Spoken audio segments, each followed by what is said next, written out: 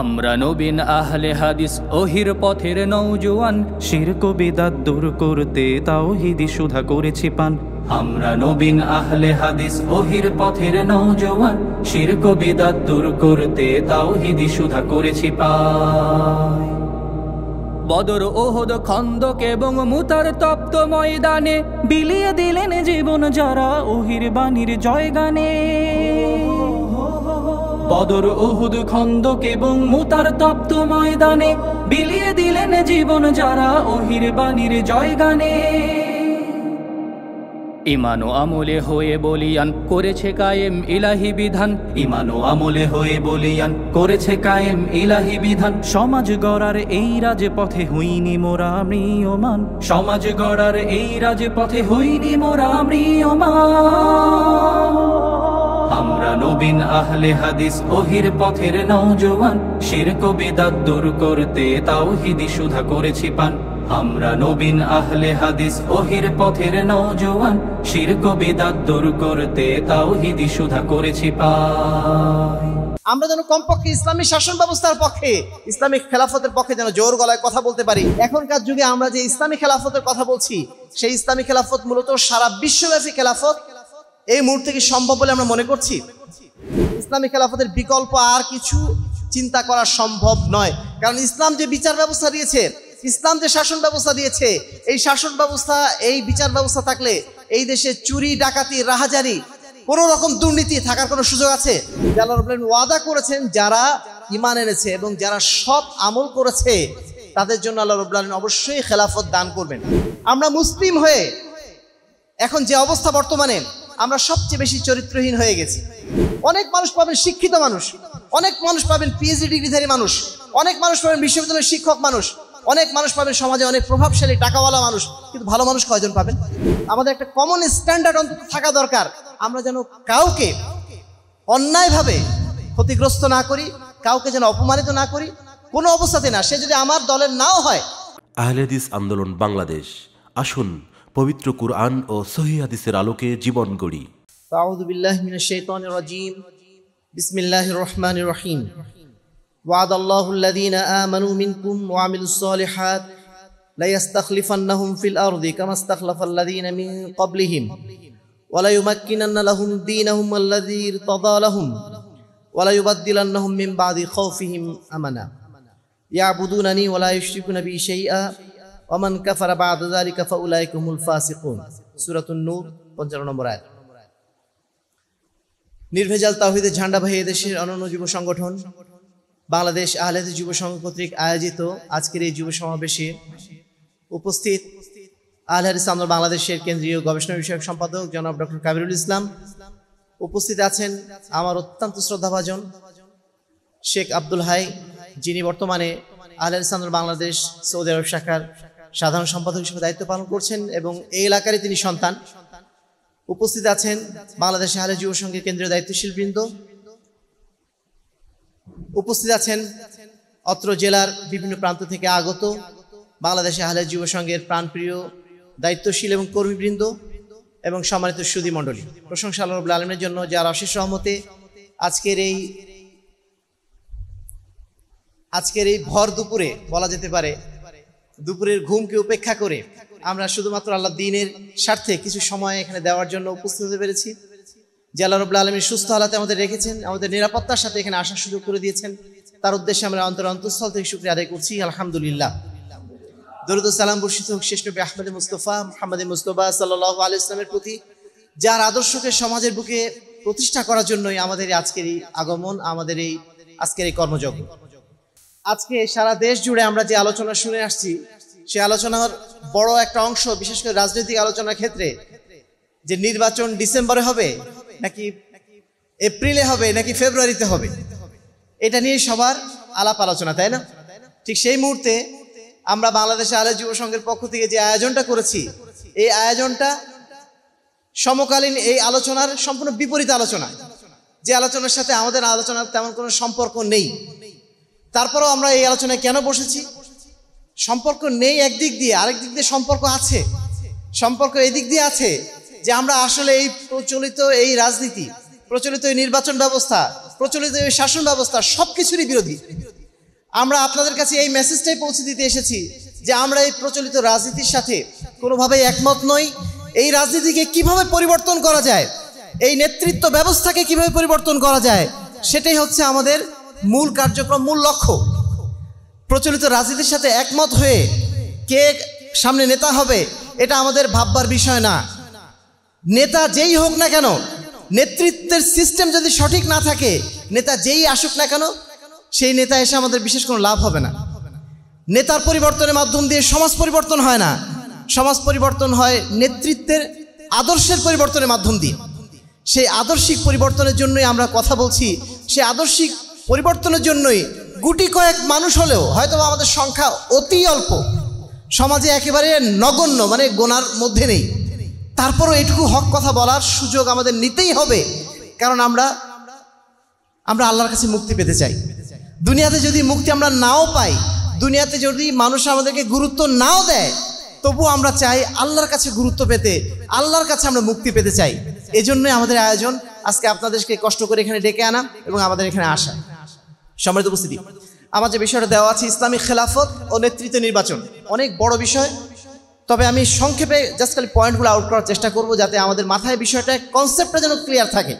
মানুষ যেন জিজ্ঞেস করলে আমরা যেন বিভ্রান্ত না হয়ে যাই। যদি মানুষ আমাকে জিজ্ঞেস করে ইসলামিক খেলাফত এই যুগে চলবে না, এই সমস্ত নিয়ে তোমরা কেন কথা বলছো, এখনকার যুগ ইসলামিক খেলাফতের যুগ না, সেই যুগ তো মেলা আগে শেষ হয়ে গেছে, এই কথাগুলো যদি আমাদের ভাইরা আমাদেরকে বলেন, আমরা যেন বিভ্রান্ত না হয়ে যাই। আমরা যেন সুস্পষ্ট গলায় বলতে পারি ইসলামের একটাই শাসন ব্যবস্থা, তার নাম হচ্ছে ইসলামিক খেলাফত। এর বাইরে কোনো শাসন ব্যবস্থা ইসলামের নাই। সেটা আপনারা নিয়ে আসতে পারেন, আধুনিকতার নাম করে অনেক কিছু নিয়ে আসতে পারেন, কিন্তু ইসলামের শাসন ব্যবস্থা একটাই, সেটার নাম কি? ইসলামী খেলাফত। এই কথা কি আমরা জোর গলায় বলতে পারবো? যদি এটা বলতে পারি তাহলে আমাদের আশাটা এখানে সফল হবে। এটা আমাদের বিশ্বাস নিয়ে বলতে হবে, ইমানের জায়গা থেকে বলতে হবে। কারণ ইসলাম কখনো অপূর্ণাঙ্গ ধর্ম নয়, ইসলাম একটা পূর্ণাঙ্গ ধর্ম। যে ইসলাম আমাদের পেশাব পায়খানা শিখিয়ে দিয়েছে, সেই ইসলাম অবশ্যই আমাদেরকে শাসন ব্যবস্থা শিখিয়েছে, সেই ইসলাম অবশ্যই আমাদেরকে নেতৃত্ব নির্বাচনও শিখিয়েছে। আমাদের পশ্চিমাদের কাছ থেকে ধার করে কিছু আনা লাগবে না। আমাদের যে সমস্ত ইসলামপন্থী দলগুলো বর্তমানে তারা ইসলামী নেতৃত্ব আনার জন্য, আল কোরআনের শাসন কায়েম করার জন্য সারা দেশব্যাপী ঘুরে বেড়াচ্ছে, প্রত্যেক বাড়িতে বাড়িতে ঘুরে বেড়াচ্ছে। আপনাদেরকে বলা হচ্ছে না যে এখন আসুন আমরা আল কোরআনের শাসন কায়েম করি। আমরা যখন জেলা সম্মেলন করতে যাই, অনেক সময় দেখা যায় আমাদের মধ্যেও ওনারা জোর করে ঢুকে যান, ঢুকে যেয়ে বলছেন যে আপনারা যে এত ভালো ভালো কথা বলছেন, এই ভালো ভালো কথা বাস্তবায়ন তো এখানে শুধু ময়দানে বললেই হবে না, এজন্য আমাদেরকে পার্লামেন্টে যেতে হবে। তো আল কোরআনের আইন পার্লামেন্টে বাস্তবায়ন করার জন্য আমাদেরকে অবশ্যই কিছু একটা করতে হবে। কি করতে হবে? এই নির্বাচন ব্যবস্থা যেহেতু এখন চলছে, অতএব এর সাথে আমাদেরকে আপোষ করে, এদের সাথেই চেষ্টা করে আমাদেরকে ঢুকতে হবে পার্লামেন্টে। পার্লামেন্টে আস্তে আস্তে ভালো কথা বলতে বলতে হয়তো বা দু একটা শুনবে, এইভাবে একদিন দিন কায়েম হয়ে যাবে। এই ধরনের কথা আমাদেরকে তারা শোনান, তাই না? এই ধরনের কথা আমাদেরকে তারা শোনান। সম্মানিত উপস্থিতি, যদি আল্লাহ রসুল সাল্লাল্লাহু আলাইহি ওয়াসাল্লাম এই যুগে বেঁচে থাকতেন, আমাদের কি মনে হয় আল্লাহ রসুল কি তারা যেই ধরনের কৌশল করছেন, এই কৌশল কি তারা করতেন? আল্লাহ রসুল কখনো করতেন? আল্লাহ রসুল সাল্লাল্লাহু আলাইহি ওয়াসাল্লামকে এই ধরনের কৌশল কি উপস্থাপন করা হয় নাই? আল্লাহ রসুল সাল্লাল্লাহু আলাইহি ওয়াসাল্লাম যখন মক্কায় চূড়ান্ত একটা কঠিন অবস্থার মধ্যে আছেন, যে অবস্থায় শিয়াবে আবু তালেব, অর্থাৎ যেই অবস্থায় তাকে প্রায় নির্বাসনে রাখা হয়েছিল প্রায় 3 বছর, ওই সময়টাতে তাকে বলা হচ্ছে, কাফেররা, কুরাইশরা বলছে, হে মুহাম্মদ, তোমার এত ঝামেলা করে লাভ নেই, এত ঝামেলা করার দরকার নেই, এক কাজ করো, 6 মাস তুমি আমাদের মূর্তিগুলার পূজা করবে, আর বাকি 6 মাস আমরা তোমার আল্লাহর পূজা করব। আমাদের মতো এরকম বুদ্ধিমান মানুষ যদি আল্লাহ রসুল হতেন, আল্লাহ রসুল সাল্লাল্লাহু আলাইহি ওয়াসাল্লাম কি বলতেন? তিনি বলতেন, ঠিক আছে, তাহলে এক কাজ করা যাক, তোমরা আগে আমার আল্লাহর পূজা 6 মাস করো। এই 6 মাসের মধ্যে আল্লাহর ইবাদত করতে করতে তারা আল্লাহর ইবাদতে অভ্যস্ত হয়ে যাবে, তখন তারা আর মূর্তি পূজার দিকে ডাকবে না। আল্লাহ রসুল যদি আমাদের মতো বুদ্ধিমান হতেন, নিঃসন্দেহে আল্লাহ রসুল এই কাজই করতেন, তাই না? কিন্তু আল্লাহ রসুল সাল্লাল্লাহু আলাইহি ওয়াসাল্লাম কি করলেন? আল্লাহ রাব্বুল আলামিন বলে দিচ্ছেন তাকে, কুল ইয়া আইয়ুহাল কাফিরুন লা আ'বুদু মা তা'বুদুন, হে মুহাম্মদ, তুমি কাফেরদেরকে বলে দাও যে লা আ'বুদু মা তা'বুদুন, আমি যার ইবাদত করি তোমরা তার ইবাদত করো না, তোমরা যার ইবাদত করো আমি তার ইবাদত করি না, লাকুম দীনুকুম ওয়ালিয়া দিন, তোমাদের জন্য তোমাদের ধর্ম, আমার জন্য আমার ধর্ম। তোমরা যদি কেউ আল্লাহকে না মানো আমার কিচ্ছু যায় আসে না, আমি আমার ধর্ম নিয়ে থাকবো, টিকে থাকবো। এই আপসহীন নীতি অবলম্বন করেছিলেন আল্লাহ রাসূল বলেই হয়তো তাৎক্ষণিক তাকে অনেক কষ্ট করতে হয়েছিল, কিন্তু আলটিমেটলি ফলাফলটা কি এসেছিল? শুধুমাত্র ওই কুরাইশদের মক্কা নয়, শুধুমাত্র আরব বিশ্ব না, সারা বিশ্বকে তিনি জয় করতে সক্ষম হয়েছিলেন, আলহামদুলিল্লাহ। কিন্তু সেজন্য তাকে অবশ্যই এই আপসহীন নীতি অবলম্বন করতে হয়েছিল। যদি আমরা মুসলিম হয়ে থাকি, যদি আমরা আল্লাহর কাছে আত্মসমর্পণকারী হয়ে থাকি, আমরা যদি আল্লাহ রাসূলের আদর্শের অনুসারী হয়ে থাকি, আমাদেরকে আপোষকামী হওয়া যাবে নাকি আপোষহীন হয়ে যদি একজন ব্যক্তি আমরা থাকি তবু আমরা হকের উপর টিকে থাকবো, এই নীতি নিয়ে আমাদের কায়েম থাকতে হবে। বিষয়টা বোঝা গেল? আমরা যদি আপোষহীন থাকতে পারি তাহলে আমাদের বিজয় যদিও আমাদের সংখ্যায় কম হতে পারে, কিন্তু আমরা যদি আপোষকামী হয়ে যাই, হতে পারে এই দেশের শাসন ব্যবস্থা হয়তো আমাদের হাতে একদিন এসেছে, হয়তো আমার কাছে শাসন এসেছে, কিন্তু আমি সেই ইসলামী শাসন কিছুই বাস্তবায়ন করতে পারলাম না, কোনো লাভ হবে? আমি শাসন ক্ষমতায় গিয়েছি কিন্তু দেশে কোনো ইসলামী আইন নাই, ইসলামী শাসন ব্যবস্থা নাই। দু একটা কাজ করতে পেরেছি যে মসজিদে সবাই সালাত ঠিক মতো আদায় করতে পারে, টুপি মাথায় দিলে কাউকে গ্রেফতার করা হয় না, এইটুকু কাজ হয়তো করতে পেরেছি, কিন্তু একটা ইসলামী আইন দেশে নাই। এর মাধ্যম দিয়ে ইসলামের কোনো উপকার হবে? তুরস্কের রেসিপ তাইয়েপ এরদোগান, তিনি এমন একজন ব্যক্তিত্ব যিনি কিন্তু একই প্ল্যাটফর্ম থেকে এসেছিলেন যারা এখন রাজনৈতিক ইসলামের কথা বলছেন। তারও চিন্তা ছিল এটাই যে আমি এই প্রচলিত গণতন্ত্রের মাধ্যম দিয়ে আমি ক্ষমতায় যাব, যাওয়ার পরে নির্বাচনের এই ট্রেনটা ছেড়ে দিয়ে আমি তখন ইসলামী খেলাফত কায়েম করে ফেলবো বা ইসলামী শাসন ব্যবস্থা কায়েম করে ফেলবো। তিনি কি পেরেছেন? হ্যাঁ, তিনি কিছু কাজ করেছেন। তিনি দেশের মহিলাদেরকে মানে পর্দার স্বাধীনতা দিয়েছেন, তিনি দাড়ি রাখার স্বাধীনতা দিয়েছেন, হ্যাঁ কিছু ভালো কাজ করেছেন, ইসলামের কিছু আদব আখলাক রক্ষা করার সুযোগ দিয়েছেন, কিন্তু এর নাম কি ইসলাম কায়েম করা? তার দেশে কি ইসলাম কায়েম হয়েছে? ইসলামের শাসন ব্যবস্থা কায়েম হয়েছে? ইসলামের একটা আইন সেখানে পাশ করা সম্ভব হয়েছে? সময় উপস্থিতি, আমি সেই আলোচনার দিকে পরে যাব। মৌলিক কথা যেটা আমরা বোঝাতে চাচ্ছি, ইসলামী খেলাফতি হচ্ছে মুসলমানদের শাসন ব্যবস্থা। এর বাইরে যত শাসন ব্যবস্থা আছে সেটা যত ভালোই হোক না কেন, সেটা মুসলমানদের শাসন ব্যবস্থা নয়। আমরা একজন মুসলিম হিসাবে আমরা কি ইসলামের শাসন ব্যবস্থা চাইবো, নাকি কুফরি গণতন্ত্রের মাধ্যম দিয়ে, ধর্মনিরপেক্ষতাবাদের মাধ্যম দিয়ে, জাতীয়তাবাদের মাধ্যম দিয়ে যে শাসন ব্যবস্থা আসে সেইগুলোর আমরা সাথী হব?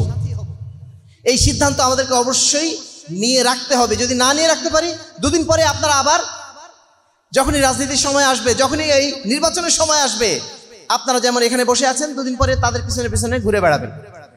আপনারা যেন বা আমরা যেন কমপক্ষে নিজেদের হেফাজত করতে পারি, আমরা যেন কমপক্ষে ইসলামী শাসন ব্যবস্থার পক্ষে, ইসলামিক খেলাফতের পক্ষে যেন জোর গলায় কথা বলতে পারি। আজকের অনুষ্ঠানের বা প্রোগ্রামের মূল লক্ষ্য এটাই। সম্মানিত উপস্থিতি, ইসলামী খেলাফতটা কি জিনিস? ইসলামী খেলাফত হচ্ছে আল্লাহ রাব্বুল আলামিন যে শাসন ব্যবস্থা দিয়েছেন সেই শাসন ব্যবস্থার আলোকে রাষ্ট্রকে শাসন করা এবং জনগণের মধ্যে ন্যায় এবং ইনসাফ কায়েম করা, এটাই হচ্ছে ইসলামী শাসন ব্যবস্থা বা ইসলামী খেলাফত। ইসলামী খেলাফত আমরা যদি ব্যাপক অর্থে ধরি তাহলে ইসলামী খেলাফতের সেই সময়সীমা শেষ হয়ে গেছে। আল্লাহ রাসূল সাল্লাল্লাহু আলাইহি ওয়াসাল্লাম 30 বছর ইসলামী খেলাফতের কথা বলেছিলেন। তারপরে মুলুকিয়াত অর্থাৎ রাজতন্ত্র এসেছিল, আরো অনেক কিছু এসেছিল, জবরদখলমূলক শাসন ব্যবস্থা এসেছিল, এবং সর্বশেষে একটা সময় আসবে, আল্লাহ রাসূল ভবিষ্যৎবাণী করে গেছেন, আল খেলাফা আলা মিনহাজিন নবুয়া, এক সময় আসবে, এক সময় সেটা আসবে। অর্থাৎ সেই খেলাফত ব্যবস্থা বলতে যেটা বোঝায় সারা বিশ্বব্যাপী একটা শাসন ব্যবস্থা, একজন খলিফা থাকবেন, সেই খলিফার অধীনে সমস্ত বিশ্ব পরিচালিত হবে। সেই শাসন ব্যবস্থা 30 বছর ছিল, কিন্তু তারপরে সেই শাসন ব্যবস্থা আর নেই মৌলিকভাবে। এখনকার যুগে আমরা যে ইসলামী খেলাফতের কথা বলছি, সেই ইসলামী খেলাফত মূলত সারা বিশ্বব্যাপী খেলাফত। এই মুহূর্তে কি সম্ভব বলে আমরা মনে করছি? হয়তো সম্ভব হতে পারে, কিন্তু আমাদের মূলত কার্যক্রম বাংলাদেশ কেন্দ্রিক। আমরা চাই বাংলাদেশে ইসলামিক খেলাফত প্রতিষ্ঠা করতে, মানে কি ইসলামী শাসন ব্যবস্থা প্রতিষ্ঠা করতে। ইসলামী শাসন ব্যবস্থা আমরা এখানে প্রতিষ্ঠা করতে চাচ্ছি। যদি খেলাফত বলা হয় তাহলে সারা বিশ্বব্যাপী একটা কনসেপ্ট বোঝায়, সেই কনসেপ্টে আমরা যেতে পারবো না। বা বাংলাদেশে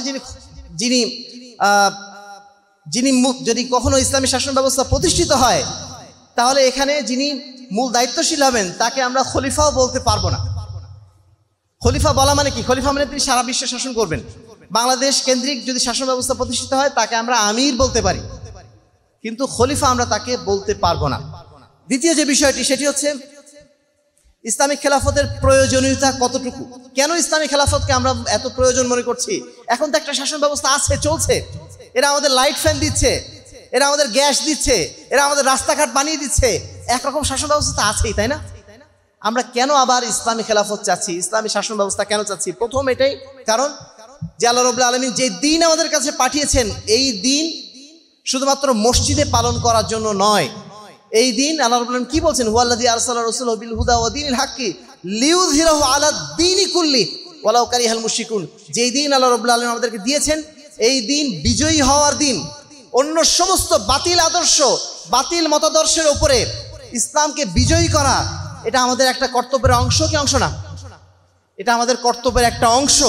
সে অংশের জায়গা থেকে ইসলামী খেলাফতকে আমরা জরুরি মনে করি। দ্বিতীয়ত, দেশের শাসন ব্যবস্থাকে শান্তিপূর্ণ করার জন্য, দেশকে শান্তিপূর্ণ করার জন্য, দেশের নিরাপত্তা আনার জন্য ইসলামী খেলাফতের বিকল্প আর কিছু চিন্তা করা সম্ভব? ইসলামী খেলাফতের বিকল্প আর কিছু চিন্তা করা সম্ভব নয়। কারণ ইসলাম যে বিচার ব্যবস্থা দিয়েছে, ইসলাম যে শাসন ব্যবস্থা দিয়েছে, এই শাসন ব্যবস্থা, এই বিচার ব্যবস্থা থাকলে এই দেশে চুরি, ডাকাতি, রাহাজারি, কোনো রকম দুর্নীতি থাকার কোনো সুযোগ আছে? একটা দুর্নীতিবাজ যদি ধরা পড়ে, এখন আমরা দুদক দিয়ে ধরিয়ে দিই, জেলখানে আটকিয়ে রাখি। কিন্তু ইসলাম কি করবে? ইসলাম যদি এই ধরনের অপরাধীকে পায়, প্রথম কাজ হচ্ছে তার হাত কেটে ফেলে দেবে। একজন ব্যক্তিকে যদি এভাবে হাত কেটে ফেলা হয়, একজন ব্যক্তিকে যদি এই ধরনের দৃষ্টান্তমূলক শাস্তি দেওয়া হয়, সমাজে অন্য যারা দুর্নীতিবাজ আছে, যারা সমাজে অন্য যারা মানে দুষ্কৃতিকারী আছে, তারা কি কোনো অন্যায় করার সহজে সুযোগ পাবে? ইসলামের আইনগুলো এতটাই চমৎকার, যেটা বলার ভাষা নেই, সেগুলো আসলে আমরা তুলে ধরতে পারি না। ইসলামের বিচার ব্যবস্থার যে সৌন্দর্য, আমরা শুধু হাত কাটা দেখি, আমরা শুধু রজম করা দেখি, আমরা শুধু শিরচ্ছেদ করা দেখি এবং ভয় পেয়ে যাই। কিন্তু আমরা এইটুকু চিন্তা করি না, যার প্রতি অপরাধ করা হয়েছে তার অন্তরের দহনটা কত বেশি। একজন ভাইয়ের জন্য, ভাইয়ের কাছে তার বোন যদি ধর্ষিত হয়, সেই ধর্ষণকারীর বিরুদ্ধে তার ভিতরে জ্বালাটা কেমন থাকবে? তার জ্বালাটা এমন হবে না, আমি যদি সামনে তাকে পেতাম, আমি তাকে একদম কেটে টুকরা টুকরা করে ফেলতাম। এই ধরনের চিন্তাধারা তার আসবে না। আমি আপনি খুব তার জন্য খুব দয়া দেখাচ্ছি যে তাকে গলা কেটে মেরে ফেলে দেওয়া হবে, তাকে রজম করে মেরে ফেলা হবে। কিন্তু আপনার ক্ষেত্রে ওই ঘটনা যদি ঘটতো, আপনার সন্তানের ক্ষেত্রে যদি এই ঘটনা ঘটতো, আপনি একটু চিন্তা করে দেখেন তো, আপনি কি করতেন ওই সময়? আপনার তখন এটাই সবসময় চিন্তা আসতো, ওরে যদি আমি সামনে পেতাম, ওরে কুচি কুচি করে কেটে শেষ করে ফেলে দিতাম। এটাই আসতো না? ইসলাম মানুষের এই প্রবৃত্তি বোঝে, ইসলাম মানুষের এই প্রকৃতিটা বোঝে। বোঝার কারণেই ইসলাম দৃষ্টান্তমূলক শাস্তি ঘোষণা করেছে, এবং এই শাস্তি যিনি মানে কি বলবো, যিনি ক্ষতিগ্রস্ত হয়েছেন তার জন্য শতভাগ একটা মানে দৃষ্টান্তমূলক বিচার, এবং এই বিচারের কারণে তার অন্তরটা ঠান্ডা হয়। সেই সাথে সাথে সমাজের বুকে আরো যারা এই ধরনের অপরাধী রয়েছে তারাও সতর্ক হয়ে যায়। ইসলাম কখনো গোপনে শাস্তি দেওয়াকে সমর্থন করে না। আপনি গোপনে ফাঁসি দিয়ে দিলেন, এটা ইসলাম সমর্থন করে না। কেন করে না? কারণ ইসলামের মূল উদ্দেশ্য মূলত শাস্তি দেওয়া না। ইসলামের মূল উদ্দেশ্য শাস্তি দেওয়ার মাধ্যম দিয়ে আরো যারা এই ধরনের দুষ্কৃতিকারী আছে তাদেরকে অন্যায় থেকে থামিয়ে রাখা। ইসলামের প্রত্যেকটা বিধান এরকম সৌন্দর্যপূর্ণ, এরকম যুক্তিপূর্ণ, এইরকম বিবেকপূর্ণ। দুর্ভাগ্যজনকভাবে আমরা যেহেতু ইসলামী শাসন ব্যবস্থার মধ্যে নেই, এই জন্য আমরা এই সৌন্দর্যটা উপলব্ধি করতে পারি না। 3 নম্বর কাজ যেটা, সেটা হচ্ছে ইসলামের প্রচার এবং প্রসার ঘটানোর জন্য। যদি এই দেশে ইসলামী শাসন ব্যবস্থা প্রতিষ্ঠিত থাকতো, তাহলে ইসলাম পালন করা আমাদের জন্য সহজ হতো না? ইসলাম পালন করা আমাদের জন্য সহজ হতো কিনা? এই দেশে যদি সুদী ব্যবস্থাপনা না থাকতো, এদেশের কোনো মানুষ সুদ খেতে পারতো? এদেশে যদি ব্যাংকিং ব্যবস্থায় সুদ না থাকতো, এদেশের কোনো মানুষ সুদের সাথে জড়িত হতো না। যদি এই দেশে প্রকৃত অর্থে ইসলামী অর্থনীতি থাকতো, মানুষকে কর্জে হাসানা দেওয়া হতো, মানুষকে ক্ষুদ্র ঋণ দেওয়া হতো না। এই সমস্ত ব্যবস্থাপনার কারণে আমরা যদি ইসলাম পালন করা অনেক সহজ হয়ে যেত। আজকের দিনে আমাদের জন্য ইসলাম পালন করা সহজ না কঠিন?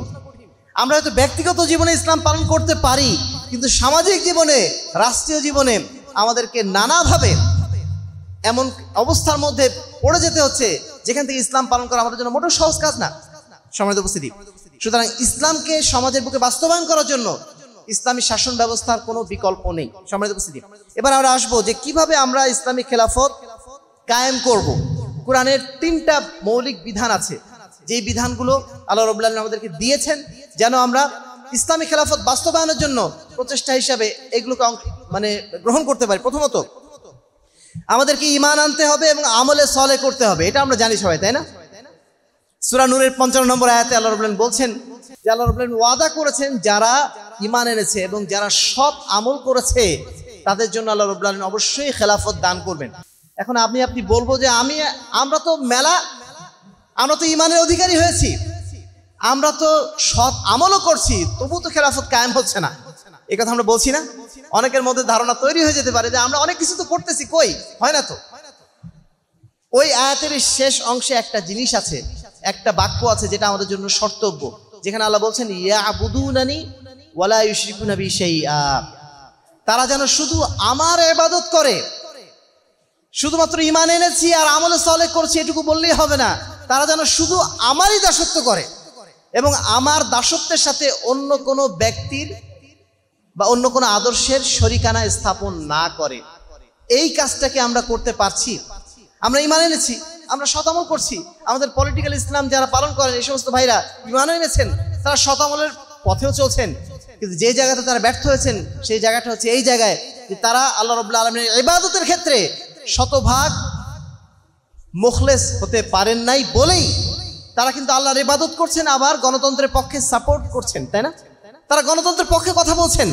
একজন মুসলমান হয়ে, ইসলামের পক্ষের একজন ব্যক্তি হয়ে কারোর জন্য গণতন্ত্রের পক্ষে একটা বাক্য উচ্চারণ করা কি সম্ভব?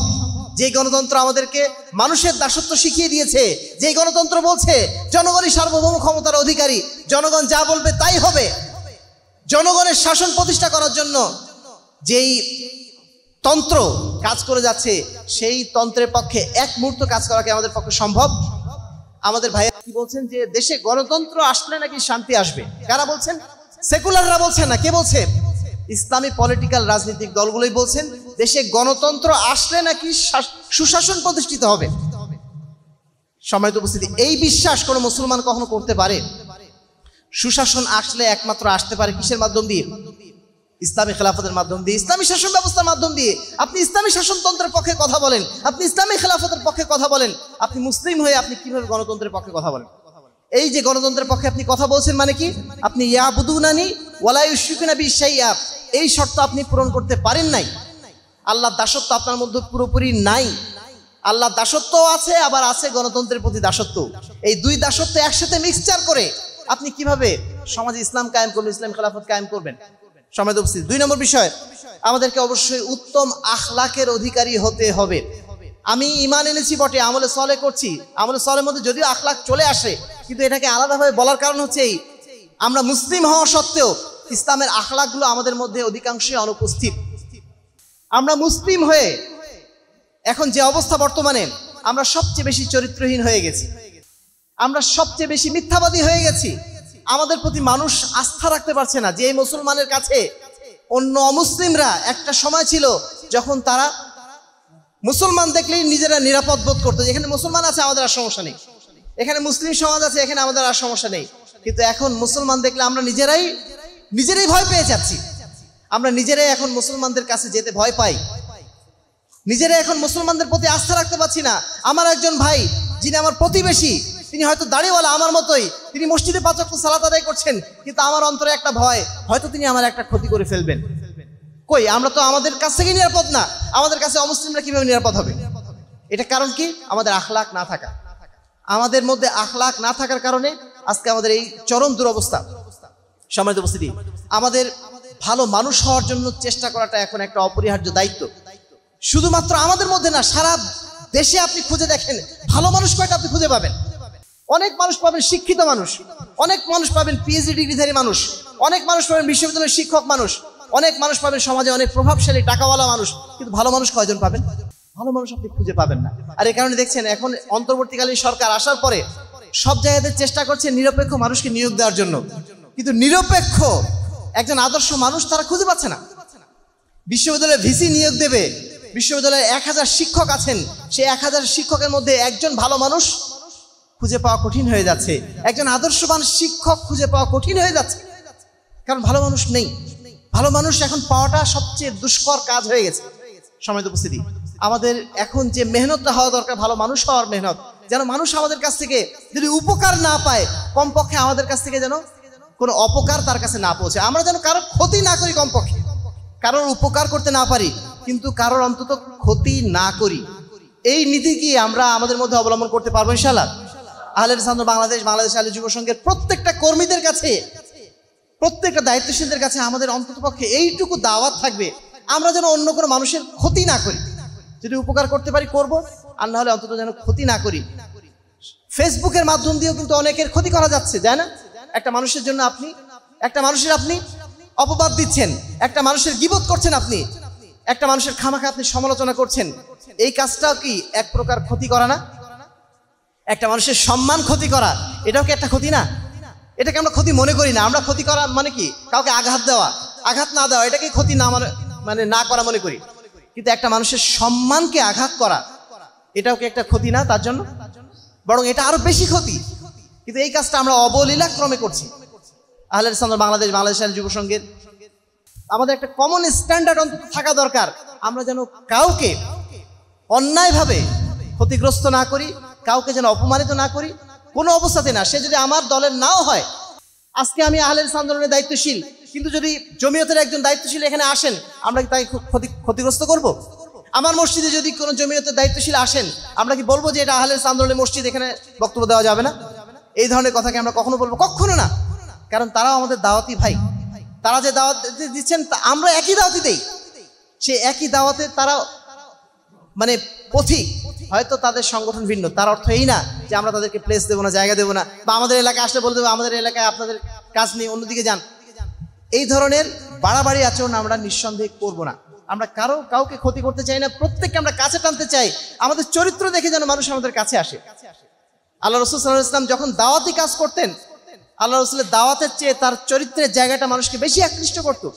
ইসলাম যত মানুষ গ্রহণ করে, আজকের যুগেও যত মানুষ ইসলাম গ্রহণ করে, ইসলামের চরিত্র দেখেই কিন্তু তারা ইসলাম গ্রহণ করে। পশ্চিমা দেশগুলোতে যেয়ে দেখবেন, মুসলমানরা যেহেতু মদ খায় না, শুধুমাত্র এইটুকু দেখার কারণে বহু অমুসলিম তারা কিন্তু ইসলাম গ্রহণ করেছে, যে মুসলমানরা মদ খায় না, এরা কত ভালো মানুষ। আমরা যেন এই চরিত্রের জায়গাটায় প্রত্যেকেই যেন উত্তম চরিত্রে যেন অধিকারী হতে পারে। আল্লাহ রাসূল কি বলছেন? বুরাইস্তু লিউতমিমা মাকারিমাল আখলাক, আমি প্রেরিত হয়েছি মানুষের কাছে উত্তম চরিত্রগুলোকে পূর্ণতা দেওয়ার জন্য। আসলে আমরা প্রত্যেকেই নিজের চরিত্রের মানে একটু একটু করে পরিচর্যা করার চেষ্টা করি। আমার দ্বারা যেন কেউ ক্ষতিগ্রস্ত না হয়, আমি যেন 1 টাকাও মানুষের পকেট থেকে অন্যায়ভাবে না নেই। সংগঠনের দায়িত্বশীল আমরা অনেক সময় টাকা পয়সা হয়তো কালেকশন করছি মানুষের কাছ থেকে, ওই টাকাটা শতভাগ দায়িত্বশীলের কাছে বুঝিয়ে দেওয়া, এটা একটা আমানত না? এই আমানতদারিতার কাজটা যেন আমরা কোনো অবস্থাতে কোনো ঘাটতি না ঘটাই। যদি এই কাজটা হয়ে যায় যে আমি 1 টাকা অন্তত আমাদের আমানতের খেয়ানত করেছি, ওই 1 টাকা খেয়ানত করার কারণে আমার চরিত্রের অন্যান্য জায়গাগুলো কিন্তু নষ্ট হয়ে যাবে আস্তে আস্তে। অধিকাংশ কর্মী যারা আমরা দেখেছি, যারা আজকে আপনারা হয়তো এখানে আছেন, হয়তো 5 বছর পরে 10 বছর পরে আপনাদের অনেককে আমরা এখানে পাবো না, অনেককেই কিন্তু আমরা পাবো না। যাদেরকে পাবো না তাদেরকে আমরা অধিকাংশ ক্ষেত্রে যেটা দেখেছি অতীতে, তাদের অধিকাংশের মানে সমস্যার জায়গা তৈরি হয়েছে এই অর্থের আমানতের জায়গাটা। অর্থের আমানতের জায়গাটা যখন তারা খেয়ানত করেছেন একবার, সেই খেয়ানতের জায়গাটা তাদের আস্তে আস্তে ভিতরটা নষ্ট করে ফেলে দিয়েছে, কালো করে ফেলে দিয়েছে। অতঃপর তারা একদিন হাঁটা দিয়েছেন দূরে। যাদের মধ্যে এই খেয়ানত নেই, ইনশাল্লাহ তারা টিকে থাকতে পারবেন। যাদের মধ্যে এই খেয়ানত ঢুকে গেছে, তারা কিন্তু আর টিকে থাকতে পারবেন, একদিন না একদিন হারিয়ে যাবেনি, সুনিশ্চিতভাবে হারিয়ে যাবেন। এই জন্য আপনাদের প্রতি আমাদের অনুরোধ থাকবে, আমাদের চরিত্রের জায়গাটা যেন আমরা শতভাগ পরিচ্ছন্ন রাখার চেষ্টা করি। আমাদের আখলাক পরিচ্ছন্নতার মাধ্যম দিয়ে আমাদের আমলের পরিপূর্ণতা পাবে ইনশাআল্লাহ। সম্মানিত উপস্থিতি, তৃতীয় যে কাজ সেটা হচ্ছে জিহাদ। আমি ঈমান এনেছি, আমার আখলাক চরিত্র সুন্দর করেছি, কিন্তু বাড়িতে বসে আছি। আমার দ্বারা কি ইসলামী শাসন ব্যবস্থা কখনো কায়েম হবে? ইসলামী খেলাফত কায়েম করতে গেলে অবশ্যই জিহাদের ময়দানে অবতীর্ণ হতে হবে। সেই জিহাদের নানা স্তর আছে। সেই স্তর কখনো অর্থের মাধ্যম দিয়ে জিহাদ হয়, কখনো দাওয়াতের মাধ্যম দিয়ে জিহাদ হয়, কখনো শক্তি প্রয়োগের মাধ্যম দিয়ে জিহাদ হয়, কখনো অস্ত্র প্রয়োগের মাধ্যম দিয়ে জিহাদ হয়। যখন যেটা প্রয়োজন, সেই প্রয়োজন মাফিক দ্বীনের জন্য প্রচেষ্টা চালানো, এই প্রচেষ্টা চালানোর নামই জিহাদ। জিহাদ মানে শুধুমাত্র মানুষের কল্লা কাটার নাম না, মানুষকে কাফের বলে আখ্যা দেওয়ার নাম না। জিহাদ মানে সর্বাত্মক প্রচেষ্টা। এই সর্বাত্মক প্রচেষ্টা অবশ্যই আমাদের অবতীর্ণ হতে হবে। তাহলে তিনটা মৌলিক কাজ যদি আমরা ইসলামী খেলাফত প্রতিষ্ঠিত করতে চাই, রাজনীতিতে অংশগ্রহণ করা, গণতান্ত্রিক এই পদ্ধতিতে অংশগ্রহণ করা, এর মাধ্যম দিয়ে খেলাফত জীবনেও প্রতিষ্ঠিত হবে না। খেলাফত প্রতিষ্ঠিত হওয়ার তিনটা উপায়। 1 নম্বর হচ্ছে ঈমান এবং আমলে সালেহ, 2 নম্বর কি আখলাকে হাসানা, আর 3 নম্বর জিহাদ। এই তিনটা গুণ আমাদের মধ্যে অবশ্যই থাকতে হবে, তাহলে আমরা ইসলামী খেলাফত প্রতিষ্ঠিত করতে পারবো। আমাদের ভাইরা বলে থাকেন তোমাদের কাজটা কি, তোমরা শুধু বলো এটা শিরক ওটা বেদাত, মানুষের মধ্যে বিভ্রান্তি তৈরি করো, এই ছাড়া তো তোমাদের কোনো কাজ দেখি না। আমাদের কাজটা আসলে কি? আমাদের কাজ হচ্ছে ইসলামী খেলাফতের সেই পদ্ধতি অবলম্বন করা যেটা আম্বিয়ায়ে কেরাম করেছিলেন। সেই পথ কি? ঈমান এবং আমলে সালেহের পথ। সেই পথ কি? আখলাকে হাসানার পথ। সেই পথ কি? জিহাদের পথ। আমরা এই কাজগুলো করছি, এটা কি ইসলামী খেলাফত প্রতিষ্ঠার জন্য কার্যক্রম না? যদি না হতো তাহলে আল্লাহ রাসূল সাল্লাল্লাহু আলাইহি ওয়াসাল্লাম কি জন্য এই পথ আমাদেরকে বাতলে দিলেন? আল্লাহ রাসূল তো আমাদেরকে সমস্ত পথই বাতলে দিয়েছেন। রাসূলুল্লাহ সাল্লাল্লাহু আলাইহি ওয়াসাল্লাম আমাদেরকে সমস্ত পথই দেখিয়ে দিয়েছেন। আল্লাহ রাসূল যদি এই গণতন্ত্রের পথ, এই প্রচলিত নির্বাচনের পথে যদি সঠিক হতো, আল্লাহ রাসূল নিশ্চয়ই আমাদেরকে এই পন্থা অবলম্বনের প্রতি নির্দেশনা দিতেন। সমাজ উপস্থিতি, এবার আমরা আসবো নেতৃত্ব নির্বাচন নিয়ে। সময় যেহেতু একবার বিশেষ শেষ, আর 10 মিনিট মাত্র টাইম আছে, এর মধ্যে নেতৃত্ব নির্বাচন নিয়ে কয়েকটা কথা বলতে চাইবো। নেতৃত্ব নির্বাচন আসলে জরুরি কিনা এই বিষয়ে আমাদের কোনো সন্দেহ আছে? একজন নেতা সমাজে থাকা দরকার আছে কিনা? নেতা কি থাকা দরকার আছে, নাকি যে যার মতো আমরা চললেই হবে? আমাদের সমাজে কোনো নেতার আসলে দরকার আছে কিনা? আমরা অনেকে মনে করি আমাদের নেতার কোনো দরকার নেই। যারা বলেন যে সংগঠন করার কোনো প্রয়োজন নেই, সংগঠন লাগবে না, এই কথা যারা বলেন তারা মূলত এই কথা বলতে চান সমাজে কোনো নেতার প্রয়োজন নেই, যে যার মতো চললেই হবে। এই কথায় কি প্রকারান্তরে বলা হচ্ছে না? আমার মনে হয় বিষয়টা বোঝাতে পারিনি। আবার বলছি, সমাজে নেতার প্রয়োজন আছে কিনা? আপনি আপনার পরিবারে আপনি একজন স্বামী আছেন, আপনার একজন স্ত্রী আছেন, আপনার একজন সন্তান আছে, এই 3 জনের মধ্যে একজন নেতা হওয়া দরকার আছে কিনা? নাকি সবাই নেতা হবে? স্বামীও নেতা, স্ত্রীও নেতা, সন্তানও নেতা। ওই পরিবার কি চলবে? পরিবার যদি না চলে, মাত্র 3 জনের একটা ফ্যামিলি, মাত্র 3 জনের একটা ইউনিট, এই ইউনিট যদি নেতাবিহীন না চলে, এই বিশাল সমাজ নেতৃত্বহীনভাবে চলবে? তাহলে যারা বলছেন যে সংগঠন করা লাগবে না, তাহলে নেতাকে, তাহলে তাদের নেতাকে কার অধীনে থেকে তারা সমাজ পরিচালনা করবেন? এই জায়গায় তারা হেরে যাচ্ছেন না? এই জায়গায় তাদের কোনো কনসেপ্ট আছে? সমাজ উপস্থিতি, নেতৃত্ব নির্বাচন অত্যন্ত জরুরি বলে আল্লাহ রাসূল সাল্লাল্লাহু আলাইহি ওয়াসাল্লামের মৃত্যুর পরে 3 দিন তাকে কবর দেওয়া হয়নি। কেন? পরবর্তী নেতা নির্বাচিত হননি এই জন্য। আবু বকর রাদিয়াল্লাহু আনহুকে যখন নেতা হিসেবে ঘোষণা দেওয়া হলো, তারপর আল্লাহ রাসূলকে কবরস্থ করা হলো। আবু বকর রাদিয়াল্লাহু আনহু তিনিও জীবিত অবস্থায় তার পরবর্তী নেতৃত্ব ঘোষণা করে দিয়ে গেছিলেন। উমর রাদিয়াল্লাহু আনহু তিনিও জীবিত অবস্থায় পরবর্তী নেতৃত্ব ঘোষণা দিয়ে গেছিলেন। ওসমান রাদিয়াল্লাহু আনহু তিনি সেই সুযোগটা পান নাই। পরবর্তীতে সাহাবায়ে কেরাম নেতৃত্ব নির্বাচন করেছিলেন। সমাজ উপস্থিতি, আল্লাহ রাসূল সাল্লাল্লাহু আলাইহি ওয়াসাল্লাম বলছেন, যদি তোমরা 3 জন যদি সফরে যাও, তোমাদের 3 জনের মধ্যে একজন নেতা বানিয়ে নিও। অর্থাৎ নেতৃত্ব অত্যন্ত জরুরি একটা বিষয়। এই নেতৃত্বের বিষয়ে কোনো হালকা করে দেখার কোনো সুযোগ নেই। এখন ইসলামের নেতৃত্ব নির্বাচনের কোনো ব্যবস্থা আছে কিনা? ইসলামে নিঃসন্দেহে নেতৃত্ব নির্বাচনের ব্যবস্থা আছে। ইসলামের খেলাফত যদি থাকে, ইসলামের নেতৃত্ব নির্বাচন ব্যবস্থা অবশ্যই থাকবে। প্রচলিত যে গণতান্ত্রিক সিস্টেম, যে নির্বাচন ব্যবস্থা, এর মাধ্যম দিয়ে নেতা নির্বাচন করা যায়, কিন্তু এই নির্বাচনের মাধ্যম দিয়ে আদর্শ নেতা নির্বাচন করা সম্ভব। কারণ সম্ভব না এই কারণে যে এই গণতন্ত্রের মাধ্যম দিয়ে নেতৃত্বের কোনো ক্রাইটেরিয়া নির্ধারণ করা হয় না। ক্রাইটেরিয়াটা কি? কাকে বেশি ভোট দেওয়া হয়েছে। সে যদি সমাজের সবচেয়ে বড় চোরও হয়, তার পক্ষে যদি ভোট সবচেয়ে বেশি থাকে, সে নির্বাচিত হয়ে যাবে। গণতন্ত্রের নিয়মই এটা। গণতন্ত্রের কোনো ক্রাইটেরিয়া নির্ধারণ করে দেওয়া হয়নি, লোকটাকে সৎ হতে হবে, লোকটাকে অমুক হতে হবে, তমুক হতে হবে, কোনো রকম শর্ত নেই। শুধুমাত্র নির্ধারণ করে দেওয়া হয়েছে সেই লোকটাকে 25 বছর বয়সের বেশি হতে হবে, এইটুকু। এর বাইরে কোনো শর্ত নেই। এই কারণে যে কোনো প্রকার অসৎ লোক এর মাধ্যম দিয়ে নেতা হিসেবে নির্বাচিত হবে।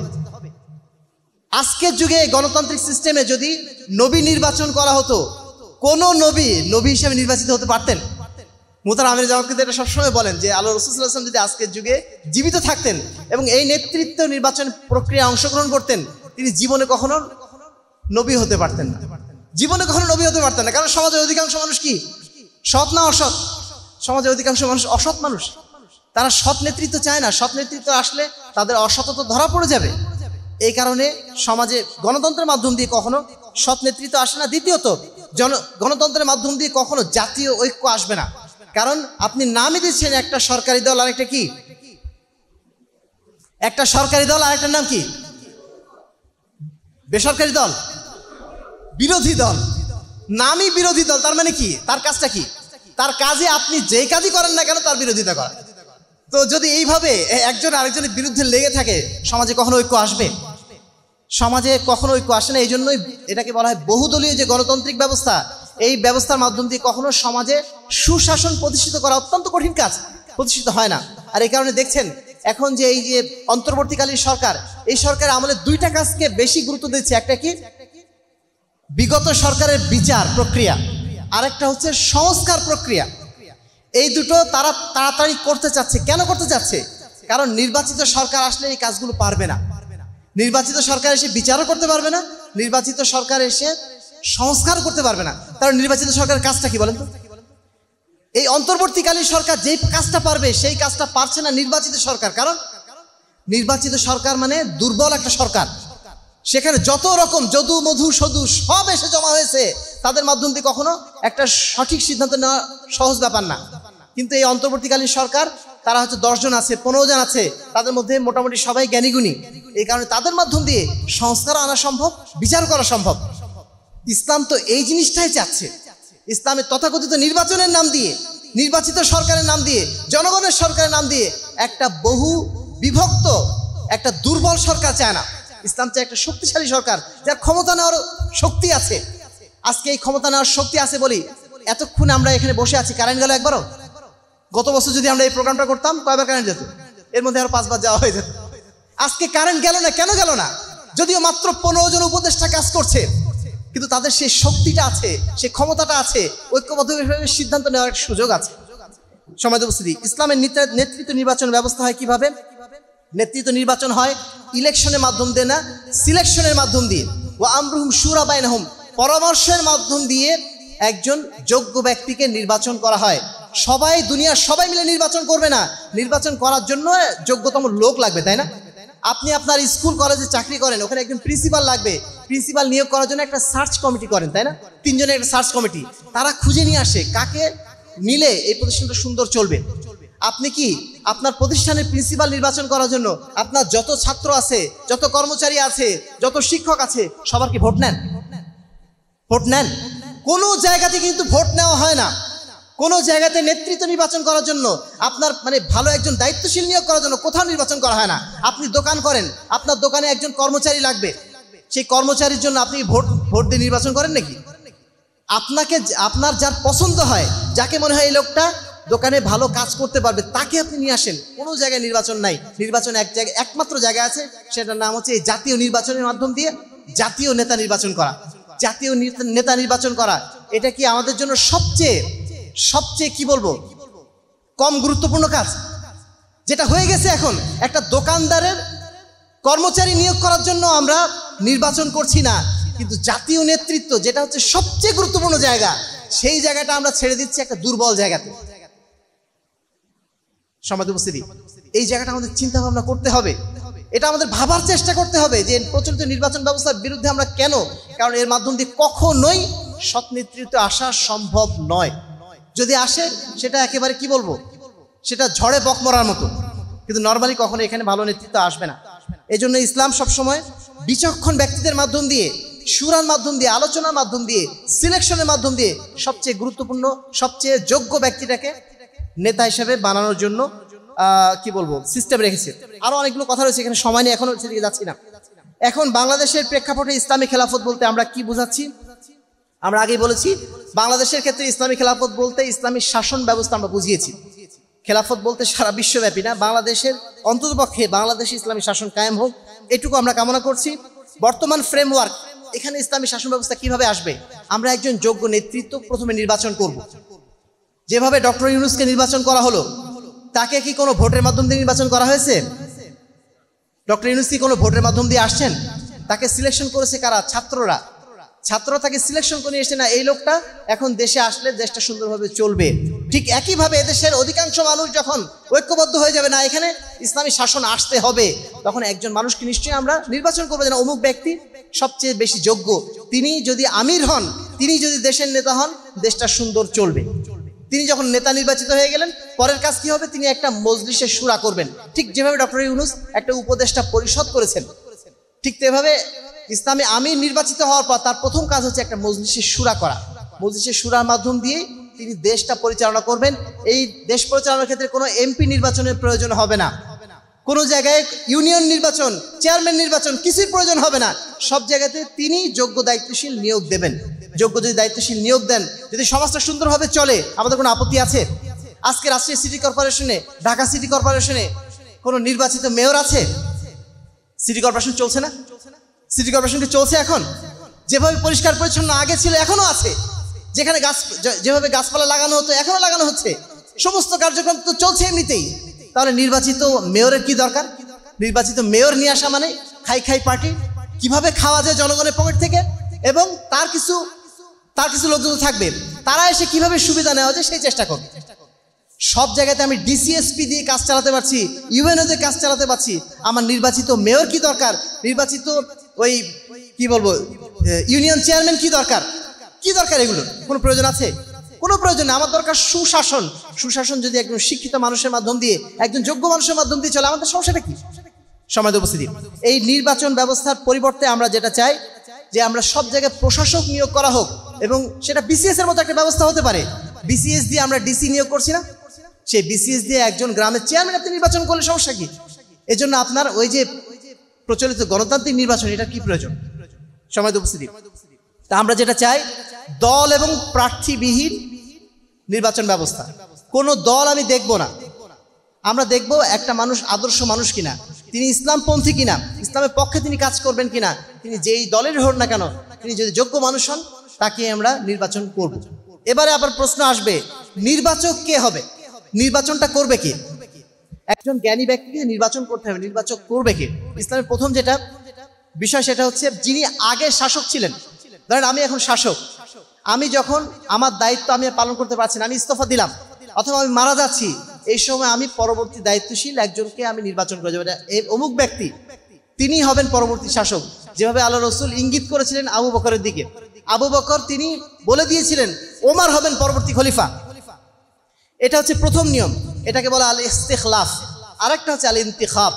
6 জনের একটা নির্বাচক কমিটি গঠন করে দেওয়া হবে। সেই নির্বাচক কমিটি সারা দেশ জুড়ে খুঁজবে যে কোন ব্যক্তি যোগ্য। তারপরে যদি তারা সিদ্ধান্ত নিতে ব্যর্থ হয়, ধরেন তারা 6 জনকে নির্বাচন করলো, নির্বাচন করার পরে গণভোট দিল যে 6 জনের মধ্যে তোমরা কাকে বাছাই করছো, তারপরে সেখান থেকে একজনকে নিয়ে নেওয়া হলো। এটাও করা যেতে পারে, এটাকে বলা আল ইন্তিখাব। এখন আপনি বলবেন যে এই গণভোট এটা তো গণতান্ত্রিক সিস্টেমের অংশ না। গণভোট মানে কি? জনমত নেওয়া, মানুষের মত নেওয়া। মানুষের মত নিতে কোনো আপত্তি নেই।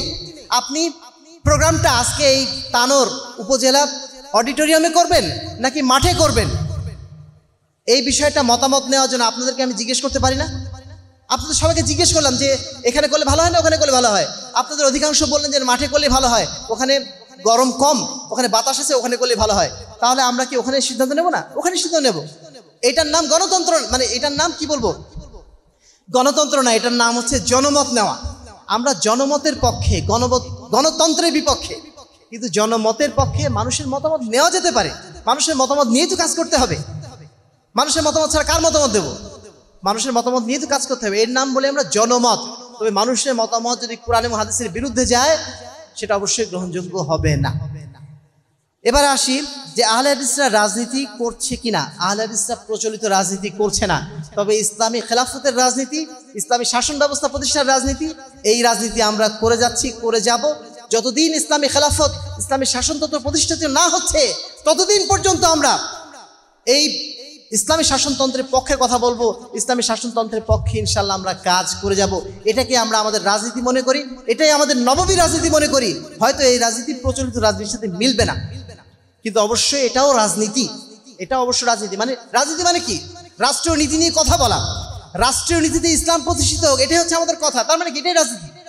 রাজনীতি মানে এটা না যে গণতান্ত্রিক নির্বাচনে অংশগ্রহণ করে পার্লামেন্টে যাওয়া, এটার নাম রাজনীতি না। আমরা অবশ্যই চাই এদেশের শাসন ব্যবস্থা, আইন ব্যবস্থা সবকিছুই ইসলাম অনুযায়ী ঢেলে সাজানো হোক, এবং এটাই হচ্ছে আমাদের রাজনীতি। সম্মানিত উপস্থিতি, সর্বশেষ বক্তব্য হচ্ছে এই যে আজকে যে ইসলামী শাসনতন্ত্রের পক্ষে, ইসলামের পক্ষে যে কথা বলা, এই কথা বলার জন্য আহলে হাদিসরাই সবচেয়ে বেশি উপযুক্ত। কারণ তাদের কাছে বিশুদ্ধ ঈমান আছে, তাদের কাছে বিশুদ্ধ আমল আছে। শুধু বাকি দুটো শর্ত পূরণ করতে হবে, বিশুদ্ধ আখলাক আর জিহাদ, অর্থাৎ জিহাদের ময়দানে কাজ করা, সমাজে ইসলামী শাসনতন্ত্র প্রতিষ্ঠার জন্য কাজ করা। এই দুটো শর্ত যদি ফিল আপ করতে পারি আমরা, ইনশাআল্লাহ আল্লাহ রাব্বুল আলামিন আমাদেরকে অবশ্যই খেলাফত দান করবেন, এটা আল্লাহর ওয়াদা। সেই পর্যায়ে যদি আমরা যেতে পারি, ইনশাআল্লাহ আল্লাহ রাব্বুল আলামিন আমাদেরকে অবশ্যই একদিন খেলাফত দান করবেন। সেই খেলাফত আমাকেই দান করতে হবে, এটা জরুরি না। এই দেশে যদি ইসলামী খেলাফত কায়েম হয়ে যায়, সেটাকে আমাদের জন্য যথেষ্ট না? আমরা যদি মনে করি না, আমাকে যদি আমার দল আহলে হাদিস আন্দোলন বাংলাদেশ যদি ক্ষমতায় যায়, তাহলে ইসলামী খেলাফত কায়েম হলো, বিষয়টা কেমন? মোটেও না।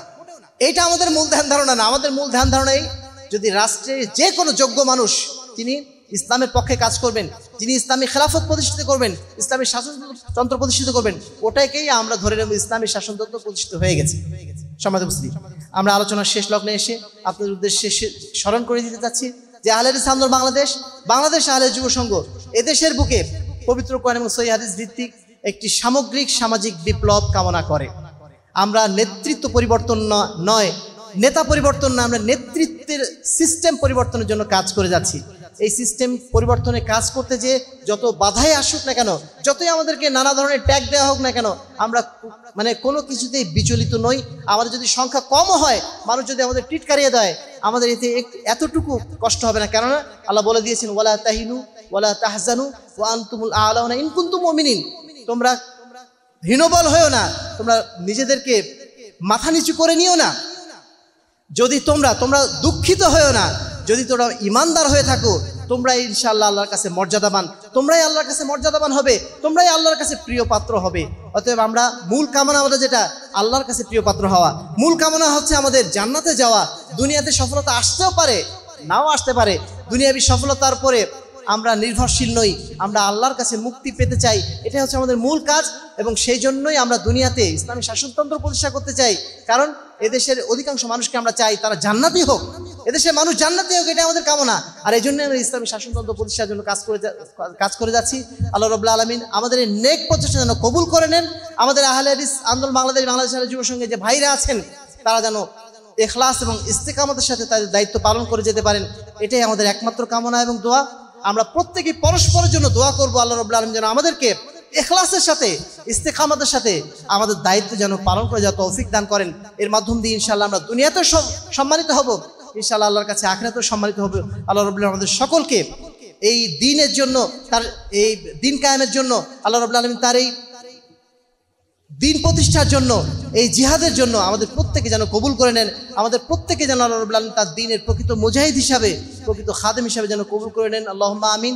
আহলে হাদিস আন্দোলন বাংলাদেশ আহলে যুব সংঘ রাজশাহী পশ্চিম জোনকে আমরা আন্তরিকভাবে ধন্যবাদ জানাচ্ছি আজকের এই চমৎকার আয়োজন করার জন্য, যেটা আসলে আমাদের মাথাতে কল্পনাতেও আসেনি যে এরকম একটা সুন্দর আয়োজন তারা করতে সক্ষম হবেন।